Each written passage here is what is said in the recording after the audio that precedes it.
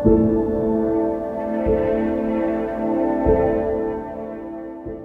a really very exciting day here at Peter Mac. We've scanned the very first patient anywhere on the planet with the new Omni 128 scanner. So that's a really exciting moment for science and also for the first patient. Yeah, I'm a teacher. I've been teaching there now for 20 years.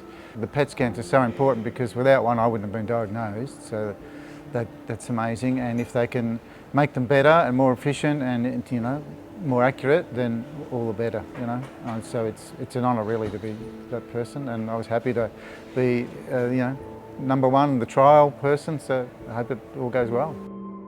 I can't tell you how excited I was, not just for the team of people that were involved in bringing this PET scanner to Peter Mac, but also for the patients. It's going to be a real game changer. I've seen lots of patients struggling to have a PET scan done where they have to lie down still for 30, even 40 minutes, and to be able to offer this new technology to our patients where they can have images done in as little as 2 minutes. It's just going to be phenomenal for them.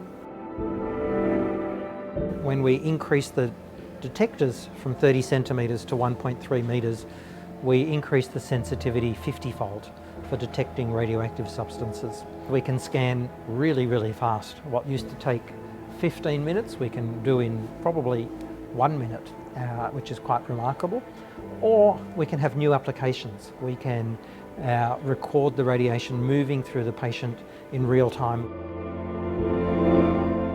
I got diagnosed, I think, about 3 years ago, because I think I was 61 then when I was diagnosed. But I'd had the condition, I believe, for about 7 years. Neuroendocrine tumours, or NETs for short. It's one that traditionally poorly diagnosed, or it takes a long time, I think an average of 5 to 7 years before most people are diagnosed, and in the meantime put up with lots of symptoms, and in my case lots of sick days. Other people don't tend to have so much in the way of symptoms. I did, and eventually a PET scan found out what was going on. I look for, I think, little hot spots and things because they're hard to pick up otherwise. Instead of just doing it chunk by chunk and moving gradually through, it can do a whole metre, 1.2 metres at a time, so you're going to be in and out in a flash.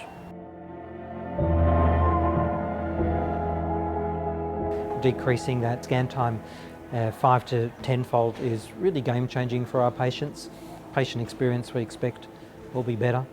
It also means we can scan more patients per day. This is going to really increase the capacity of our hospital to do more scans. Well, it's nice to think that I'm a part of science. I guess that, just by being sick, I get to be part of this, and hopefully they find something that works even better than the things that have already helped me extend my life. And just a good feeling to know that you're helping contribute in some small way.